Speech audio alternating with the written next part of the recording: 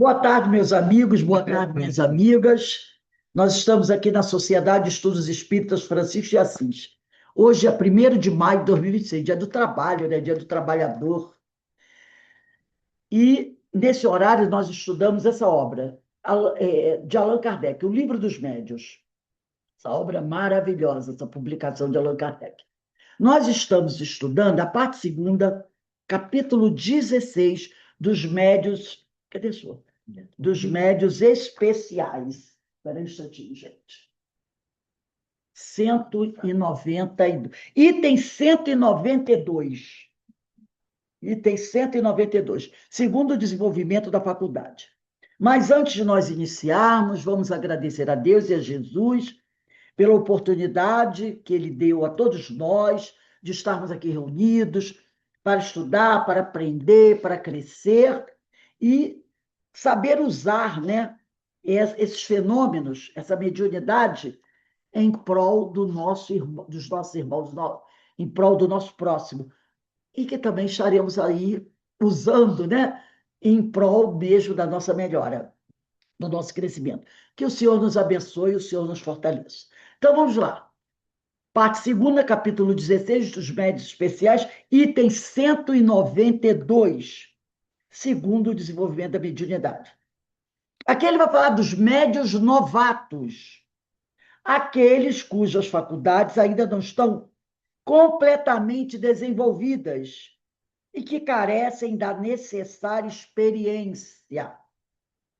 Então, não tem muito o que a gente falar, né? Aquele que está começando ali e que está precisando, né, de uma ajuda. E como nós vimos semana passada, ajuda de alguém experiente que conheça, como dizia minha avó, conheça do riscado, né?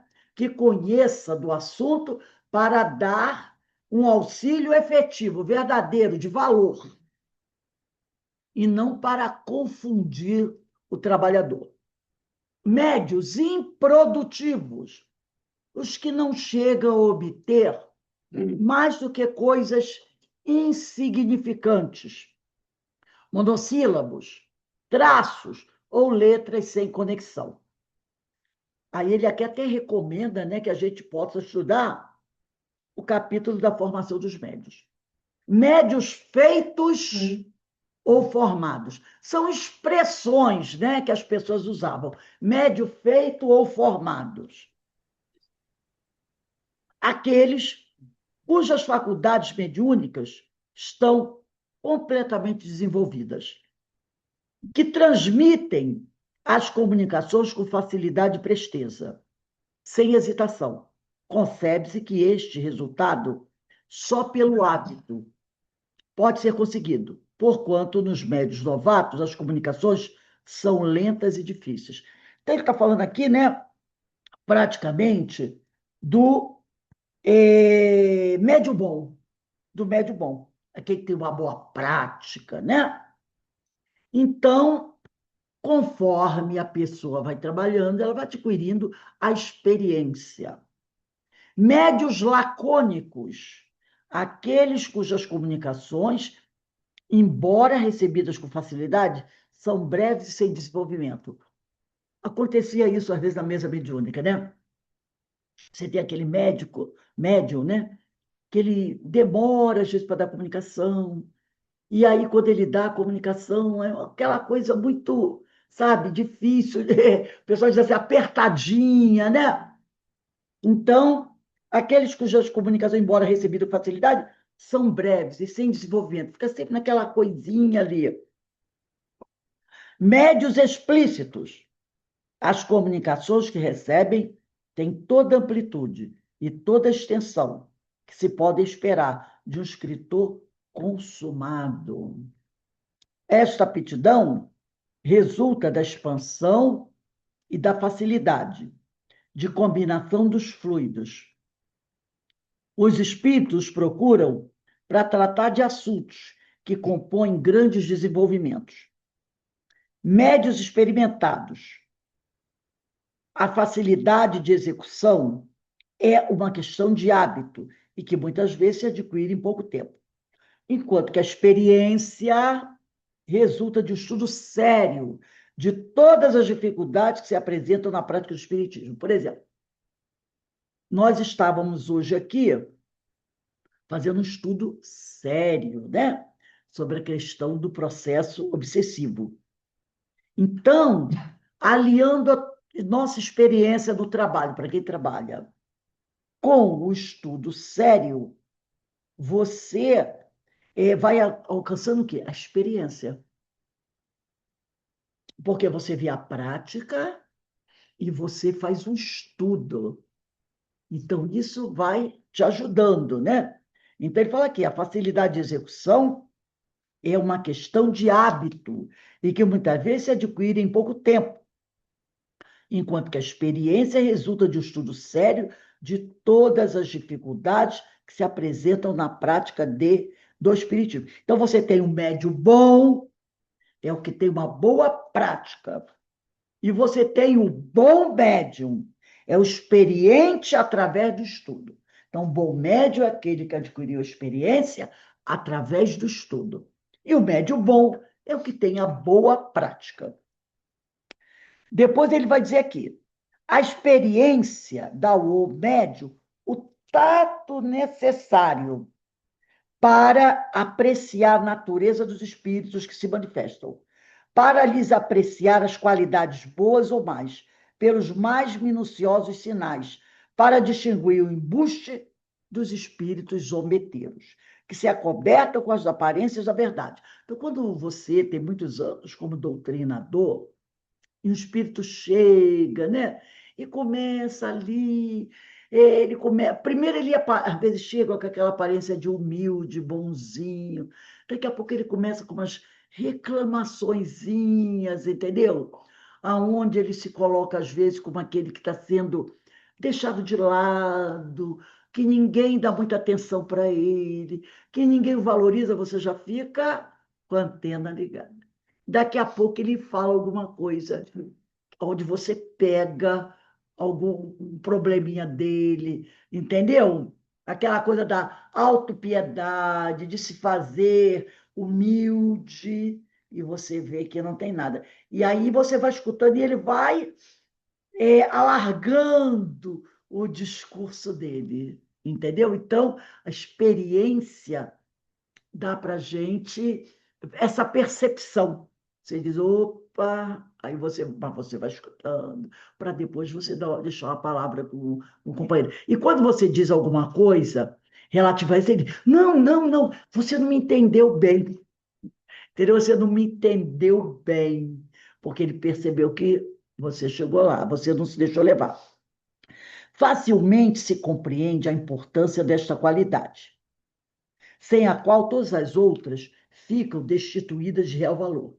O mal é que muitos médios confundem a experiência, fruto do estudo, com a aptidão, produto da organização física. Então, muita gente, muito médio, confunde, né, a experiência, o conhecimento que você adquire com a aptidão, que é a facilidade que a pessoa tem para dar uma comunicação, para produzir o fenômeno.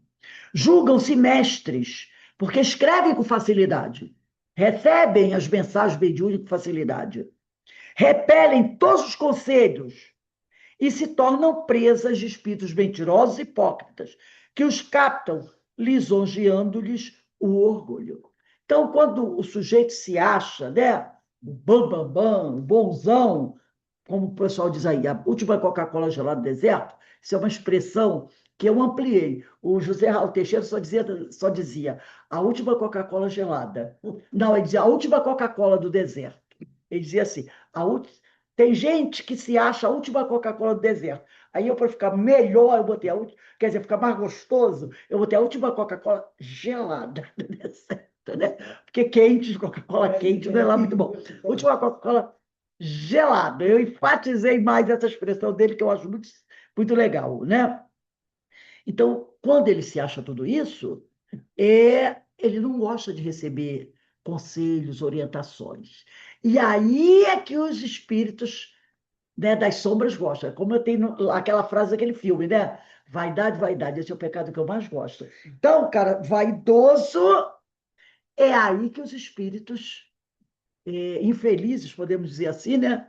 Vão, ó, pegar o sujeito aqui.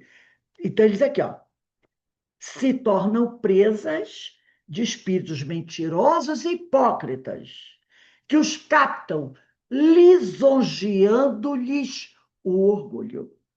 Médios maleáveis, aqueles cuja faculdade se presta mais facilmente aos diversos gêneros de comunicações, e pelos quais todos os espíritos, ou quase todos, podem manifestar-se espontaneamente ou por evocação. Então, é aquele que se dá melhor, né? Ele psicografa bem, psicofona bem, né? Ele consegue trabalhar com vários tipos de mediunidade. Esta espécie de médio se aproxima muito da dos sensitivos, dos médios sensitivos. Médios exclusivos, aqueles pelos quais se manifesta de preferência o espírito, até com exclusão de todos os demais, o qual responde pelos outros que são chamados. Aí a gente lembra, né, quando. Eu esqueci o nome agora do termo que Hermínio de Miranda dá a esse médium, né, que seria como um administrador. Ele tem um termo, vê se você lembra disso. Ele tem um termo para esse espírito que, às vezes, ele domina o médium. Ele domina o médium e se algum espírito quer falar através do médium, é ele que administra esse negócio. Aí algumas pessoas, foi no estudo de versatilidade carisma que ele falou sobre isso, como se eu fosse um gerente, uma coisa assim. Tem um nome lá, que o Hermínio deu. Aí um deles, alguém falou assim, não seria o caso de Emmanuel em relação ao Chico? Não, porque Emmanuel nunca impediu os outros espíritos se comunicar através do Chico. Se tem inúmeros espíritos que se comunicam através do Chico. E algumas vezes acontece com esse tipo de espírito. O espírito fala para ele e ele é que passa para o médium. Aí perguntaram, o Emmanuel fazia isso? Disse, não, o Emmanuel fazia, não.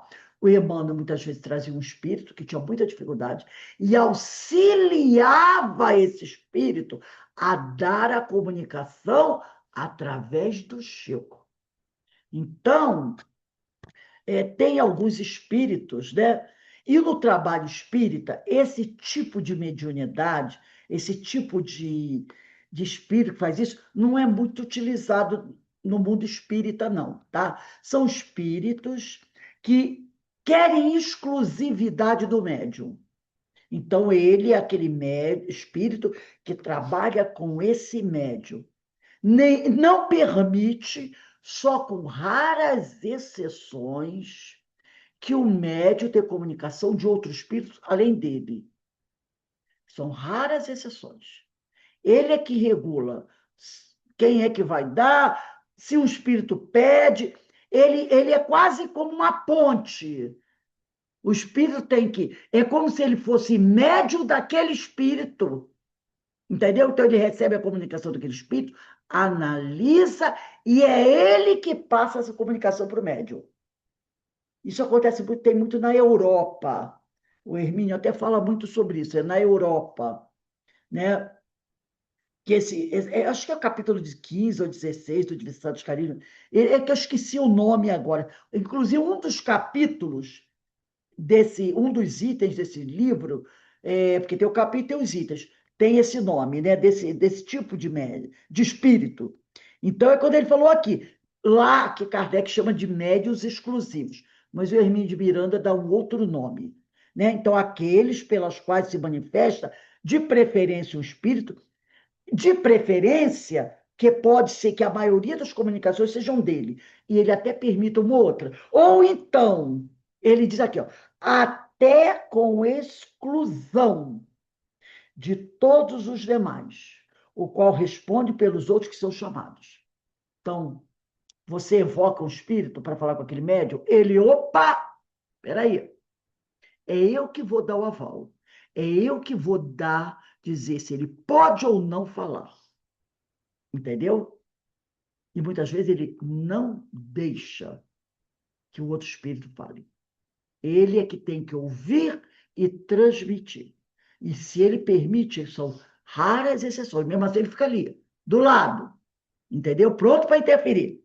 É um nome que se dá, mas agora eu não me lembrei do caso. Né? Eu sei que nós estudamos isso esse ano no livro Diversidade dos Carismas. Então, ele diz aqui, isto resulta sempre de falta de maleabilidade. Quando o espírito é bom, pode ligar-se ao médio por simpatia ou com intento louvável. Quando mal, é sempre objetivando por um médio na sua dependência. Nesse caso que a gente está falando, tem alguns espíritos, não vou dizer que esse espírito é mau, mas ele é um pouco exclusivista, entendeu? Não vou dizer que ele é mau, que ele faça maldades, mas ele é um pouco exclusivista, porque é um médico que trabalha para mim. Eu tenho domínio. Então, ele não chega a fazer maldade, mas ele quer dominar aquela situação. Então, a gente vê que não é um espírito muito elevado, né? E Kardec é que até fala, quando é mal, isso também pode acontecer numa fascinação, não é? Numa fascinação, com certeza o espírito não vai deixar ninguém entrar em comunicação com o médium, porque aí ele tem o outro sob o domínio dele. Aí é uma fascinação. Então, ele diz assim, quando o mal é sempre objetivando por um médium na sua dependência. É mais um defeito do que uma qualidade, e muito próximo da obsessão. Né? É meu ali, mesmo que ele não seja mal, mas esse domínio que ele quer exercer sobre o médium, tomando para ele todo o controle e querendo ele gerenciar, ele tira também um pouco da liberdade do médium. Médios para evocação. Os médios maleáveis são naturalmente os mais próprios para este gênero de comunicação e para as questões de minudências que se podem propor aos espíritos. Sob esse aspecto, há médios inteiramente especiais. Médios maleáveis são naturalmente os mais próprios para esse gênero. É médio de evocação, né? As respostas que dão não saem quase nunca de um quadro restrito, incompatível com o desenvolvimento dos assuntos gerais. Médios para ditados espontâneos recebem comunicações espontâneas de espíritos que se apresentam sem ser chamados. Quando esta faculdade é especial no médio, torna-se difícil, às vezes impossível mesmo, fazer-se por ele uma evocação. Guias e controles. Guias e controles, é isso mesmo. É o item 12 do capítulo 14. Não, 15. Diversidade dos carismas, capítulo Eu acho que é 15. Capítulo 15, item 12. Isso, guias e controles, Então, relacionamento com os médios. controles, isso mesmo. Esses espíritos são chamados de controles, tá? Então, é o capítulo 15, não é isso que você falou? O livro está ali de Diversidade dos Carismas. Tá. Esse grosso aqui, ó. Se eu não me engano, vê aqui, ó. É interessante isso que quem quiser, vê aí, capítulo 15. Quem quiser estudar sobre esse assunto, eu mesmo, quando nós estudamos o capítulo de um livro de Diversidade de Carisma, eu nunca tinha escutado falar sobre esse assunto, esse tipo de espírito, né? A não ser no caso da fascinação, né? Na fascinação, porque a gente sabe que na fascinação o espírito quer controlar mesmo. Aí é o espírito. Desculpa, mal. capítulo 16. Capítulo 16. Semiologia da comunicação mediúnica. Item 12, guias e controles, relacionamento com os médios. Então, guias e controles. Capítulo 16, item 12. Item 12. Eu vou até anotar aqui também. Diversidade dos carismas. Capítulo 16, item 12, né? Isso. Item 12. Eu vou botar aqui entre aspas só os controles, que aí eu já sei do que se trata. Controles, né? Então, é o caso desse exclusivismo, né? Então, você vai perceber isso. Agora, no caso da fascinação, é o espírito mau, mas isso a gente já conhecia, na fascinação, um espírito que controla, mas eu nunca tinha escutado falar do controle espírito bom. Quer dizer, é o espírito Ô, bom Rose, aí. Rose, aqui no livro está dizendo que essa prática é mais utilizada na britânica e americana do que entre nós, mas E não muito bem caracterizada, de vez que o termo é usado para referir-se a qualquer outro espírito. Então, você o americano e o britânico usam mais esse termo. por isso que eu falei para vocês, esse tipo de trabalho é mais acontece na Europa e nos Estados Unidos. Aqui no É, Brasil, nós não trabalhamos muito com esse espírito que controla. Aí foi quando, nesse estudo, foi citado Emmanuel. E Isso. aí o Hermínio explica que não. Emmanuel nunca foi um espírito controle. Tanto que o Chico tanto que ele tem livros assim, o Chico. Psicografia de Francisco Cândido Xavier por espíritos diversos, não é? Vários livros do Chico estão tá lá, espíritos diversos. A grande maioria, a gente sabe que é do Emmanuel. Em segundo lugar, vem André Luiz e Humberto de Campos. Mas tem vários outros espíritos. Então, ele tem livros assim, espíritos diversos.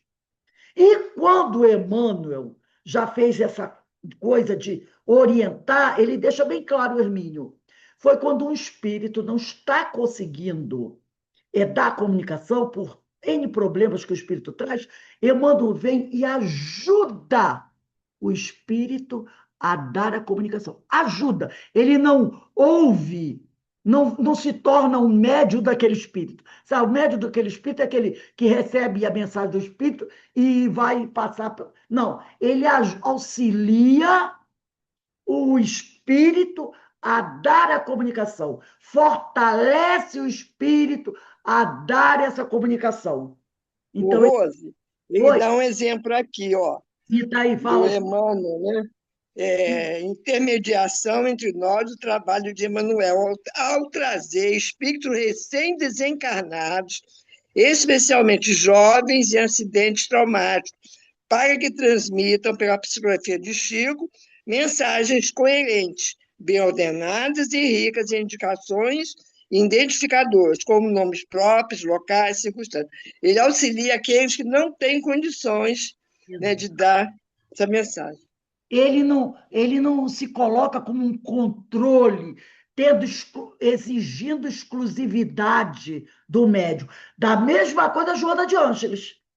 Olha quantos espíritos o Divaldo psicografou. Manuel Filomeno de Miranda, Vitor Hugo e inúmeros outros. Inúmeros outros. E Joana nunca disse assim: o médium é meu, ninguém tá, acho que eu vi primeiro. Não. Entendeu? Ela também faz esse trabalho que o Emmanuel faz, mas também nunca exigiu essa exclusividade. Nem Ivone Pereira, Leon Denis, Doutor Bezerra, nunca exigiram essa exclusividade, né?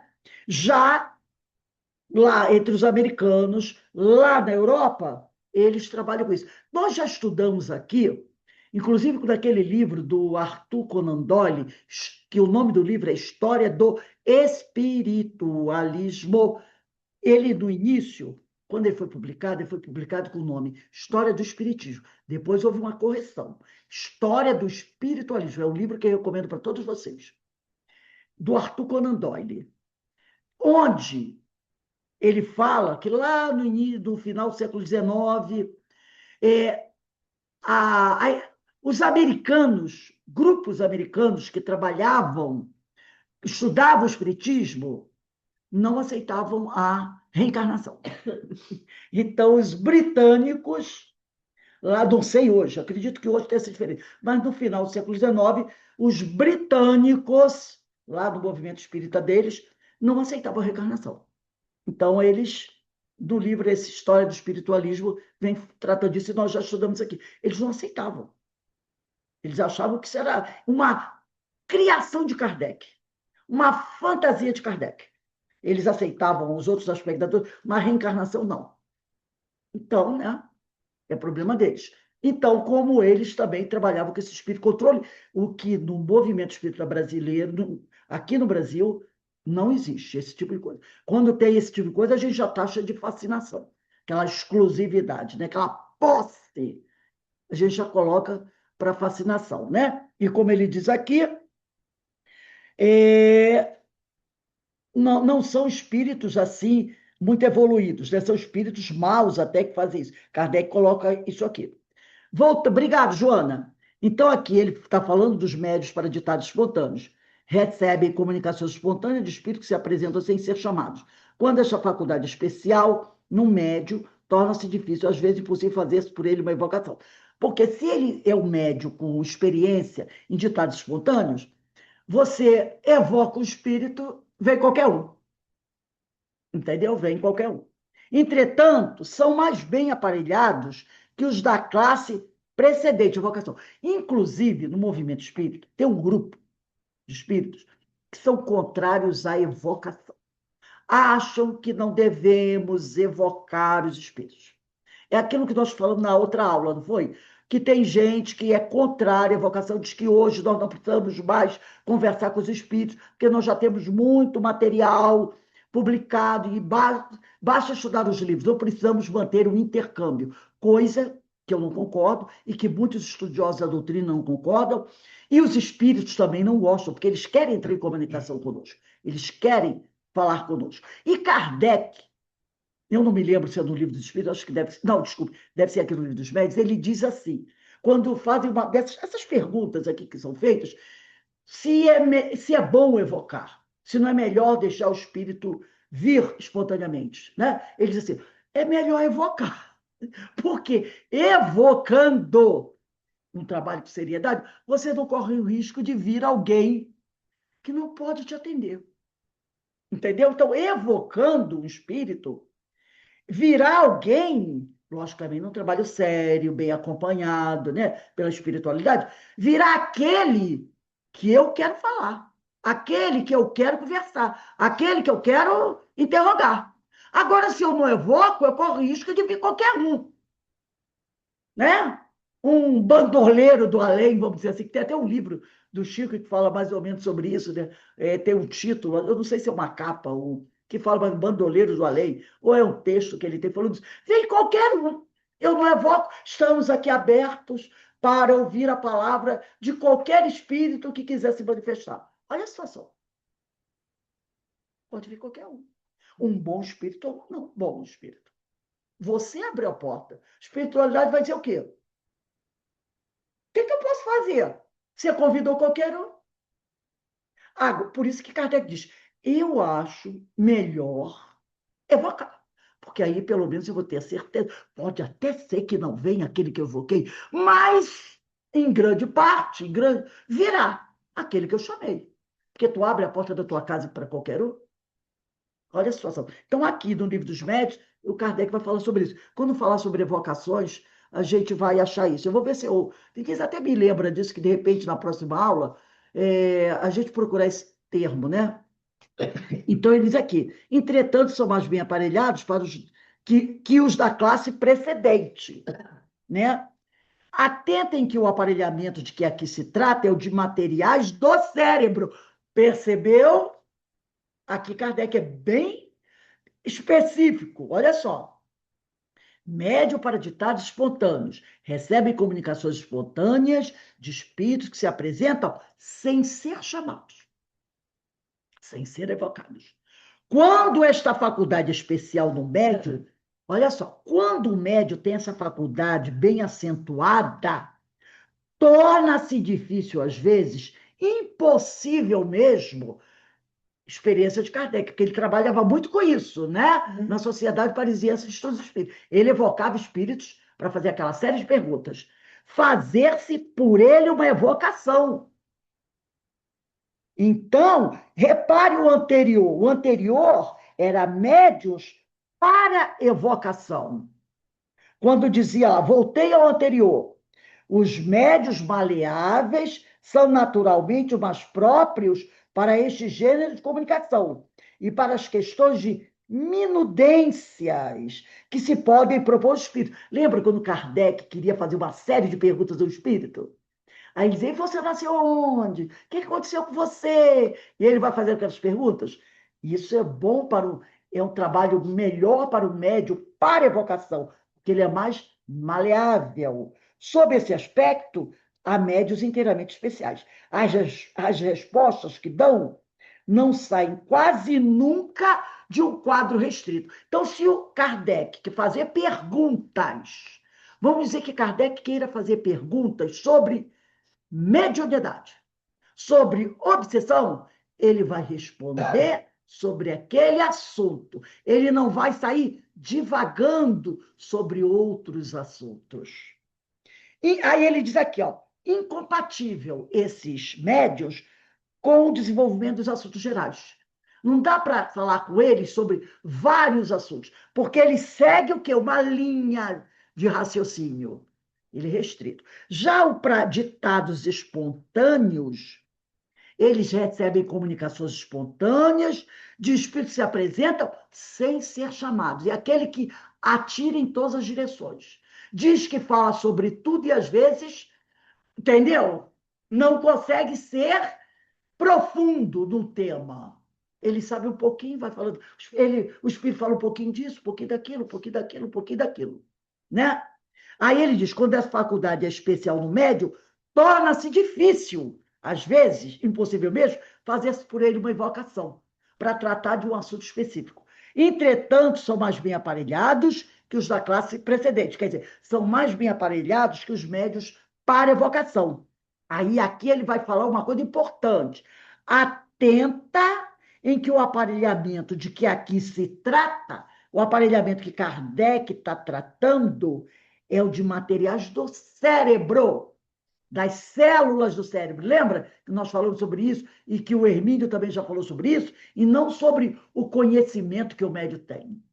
Pois mistério se faz frequentemente, direi mesmo, diz Kardec, sempre maior soma de inteligência para os ditados espontâneos do que para as evocações. Por quê? Ele pode abordar vários assuntos diferentes.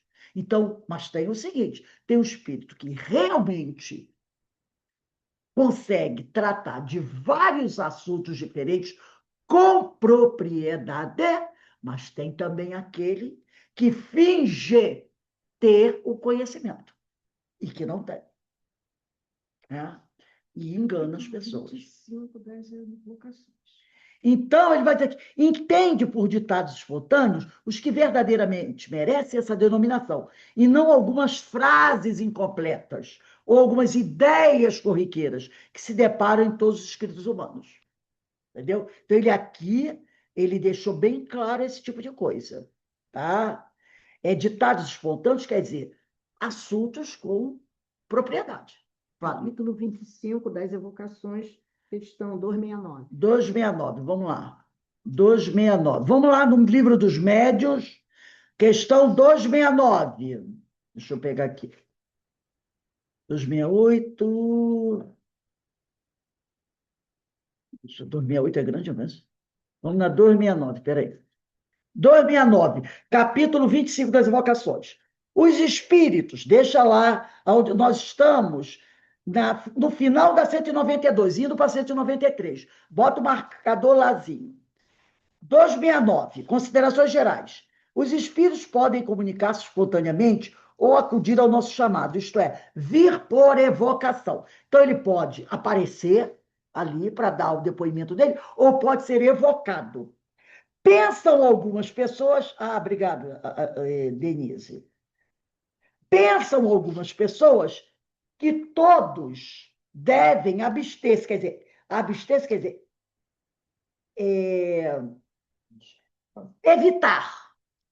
Pensam algumas pessoas que todos devem abster-se, quer dizer, evitar de evocar tal ou qual espírito, e ser preferível que se espere aquele que queira comunicar-se.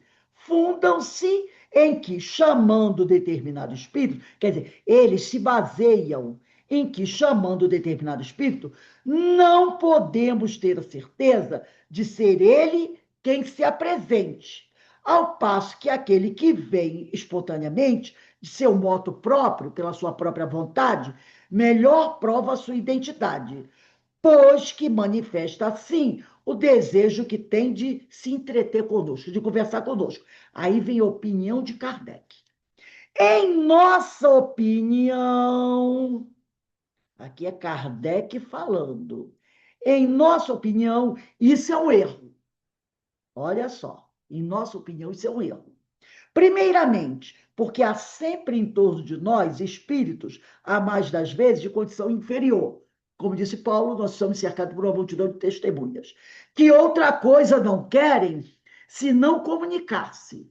Esse é o primeiro fator, que ele acha a opinião de deixar a porta aberta um erro. Em segundo lugar, e mesmo por esta última razão, não chamar a nenhum em particular é abrir a porta a todos os que queiram entrar. Numa assembleia, não dar a palavra a ninguém e é deixá-la livre a toda a gente. E sabe-se o que daí resulta. A chamada direta de determinado espírito, quer dizer, a evocação direta de um determinado espírito constitui um laço entre ele e nós. Claro, porque eu vou chamar quem? Alguém que eu conheça. Eu não vou chamar assim, Zezinho da esquina, que eu nunca vi entra. Não, eu vou chamar um espírito que eu já conheço. Um São Luís, como ele costumava chamar, né? Então, a chamada direta de determinado espírito constitui um laço entre nós, chamamo-lo pelo nosso desejo e opomos assim uma espécie de barreira aos intrusos. Sem uma chamada direta, um espírito, nenhum motivo terá muitas vezes para vir confabular conosco, a menos que seja o nosso espírito familiar. Aí ele diz assim: cada uma dessas duas maneiras de operar tem suas vantagens, e nenhuma desvantagem haveria, senão da exclusão absoluta de uma delas. As comunicações espontâneas, inconvenientes, nenhum apresentam, quando se está senhor dos espíritos. Ele está dizendo, as comunicações espontâneas não podem até não trazer nenhum problema, desde que você está... O que é senhor dos espíritos? No controle da reunião. Entendeu? No controle da reunião. Quando você tem autoridade moral para o espírito que chega, mesmo sem ser evocado, dizer assim, aqui nessa casa eu não posso fazer bagunça. Entendeu? Porque tem alguém que dirige e que eu respeito. Então ele diz, as comunicações espontâneas, inconveniente nenhum apresentam, quando se está senhor dos espíritos. E certo de não deixar que os maus tomem a dianteira. Então, eu vou parar aqui. Quem quiser, dê o resto da 269 depois. Né? Então, aquilo que a gente falou, tem que estar atento. Porque tem gente que fica assim, numa reunião. Ai, que bom, o espírito apareceu aqui. Mas, às vezes, é o espírito embusteiro, que vai dizer que é São Tomás de Aquino, quando, na realidade, é o quinzinho da esquina. Entendeu? Então, a gente tem que tomar cuidado. Tem que estar atento. Na sua casa, você deixa entrar qualquer um? Não, eu sou o pai da Denise. Nunca vi esse homem na minha vida. Vou deixar ele entrar porque é o pai da Denise. Porque ele falou que é o pai da Denise. Não é assim. Né? Gente, vamos parar por aqui. Vamos parar no final da 192. Como eu já falei antes, dia 8, próxima sexta, não haverá estudo. Então, dia 15, nós vamos começar na questão 193. 15/5, não é mais do 4. 15/5 de 26. 196. 193. 193. Segundo o gênero e a particularidade das comunicações. Vocês perceberam como Kardec, ele é firme? Ele diz, ó, o pessoal aí diz que pode deixar todo mundo. Eu digo que isso é um erro. E ele coloca aqui 2 razões para mostrar o porquê isso não deve acontecer. Né? Agradeço a Denise, que estava lá esperta. E a Joana também, que está sempre aí me assessorando, me ajudando. É isso aí, gente, é isso aí. A gente se estuda há muito tempo juntas. Eu e Joana já dividimos a coordenação do livro das obras de André Luiz, né, Joana? Que foi muito bom. A gente dividiu, éramos as 2 coordenadoras, né, do estudo de... Nós que abrimos, começamos, né? Eu e ela com com o Nosso Lar, Mensageiros, nós Foram estamos. vários anos, né? É, Vários anos estudando. e fomos nós duas que inauguramos, né? Instalamos o curso Foi. do André Luiz no CEOI. Eu e Joana lá, estudando, fazemos a dobradinha dos coordenadores das obras de André durante muitos anos. É muito bom relembrar isso, né? Então, gente, vamos aí, vamos em frente estudando Kardec, as obras básicas, as obras subsidiárias, que são as obras de Ivone Pereira, são as obras de Valdo Pereira Franco, né? E vários outros irmãos de Ivone, e vários, Hermínio de Miranda, maravilhoso, né? Amélia Rodrigues, gente, tanta gente, né? Nossa, que saco dessemos tempo de estudar todas. Ontem mesmo está falando isso, eu disse, olhei para a minha biblioteca e falei assim, ai meu Deus, eu queria tanto poder ler tudo isso, né? Mas a gente vai fazendo o possível. Vai lendo um pouquinho aqui, um pouquinho ali. Bem, gente, vamos encerrando aqui, agradecendo a Deus, agradecendo a Jesus pela oportunidade que Ele nos deu de estarmos aqui reunidos, estudando, revendo tudo isso aqui que a gente está lendo, muita coisa a gente já estudou, a gente está revendo e a gente precisa realmente estar revendo para consolidar esse ensino, mas acima de tudo, para colocar em prática. Porque, como disse Jesus, ama a Deus sobre todas as coisas. Isso não abre mão. E ao próximo como a ti mesmo. Assim nós chegaremos lá, mais rápido, próximos ao Senhor, né? Na nossa perfeição relativa, que é absoluta só do Pai. Que Deus nos abençoe. Um bom fim de semana para vocês, de muita paz, de muito amor. Pedimos a Deus que nos proteja, abençoe nossa família, nossos bons propósitos, nossa casa e abençoe aqueles nossos irmãos que ainda estão afastados do Senhor, mas com certeza um dia se aproximarão dele, e a todos aqueles, Senhor, que estão infelicitados, vítimas muitas vezes de outros irmãos menos felizes ainda, que os estão tornando doentes, tornando, né, infelizes. Que a paz do Senhor esteja conosco e Francisco de Assis nos proteja. Paz e bem para todos vocês, meus irmãos. Daqui a pouco a gente se reúne para a nossa irradiação, né? Para os nossos irmãos equivocados, tá? 6h30, gente. 6h30 a gente inicia a nossa reunião de irradiação, tá bom? Quem vai Ô, participar? Rosa, Boa eu noite posso a tirar uma todos. dúvida? Pode? Essa questão que você trouxe hoje é para mesa mediúnica? Sobre o quê? A evocação? Não, mas Ou é diferente? na mesa mediúnica a gente não evoca. Não é? Então, é isso que eu queria saber. Não, era o que Kardec fazia.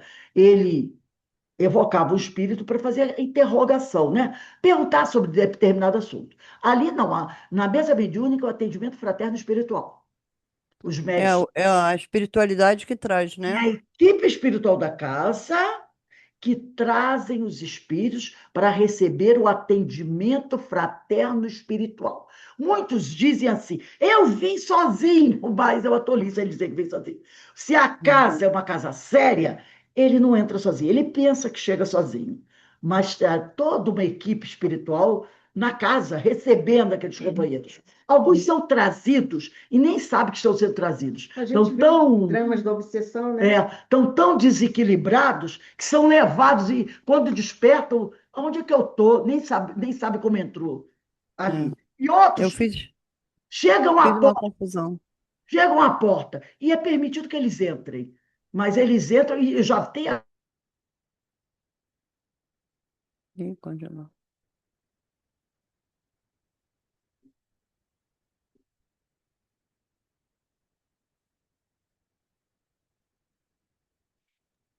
Oi, Márcia, eu também achei muito importante sua pergunta, porque eu até botei uma interrogação que eu ia falar sobre isso. Será que é na mesa? É, mas não é. É, a gente confundiu as coisas do Eu tempo lá achei atrás assim, com o de agora. evocação não é. Eu ia até fazer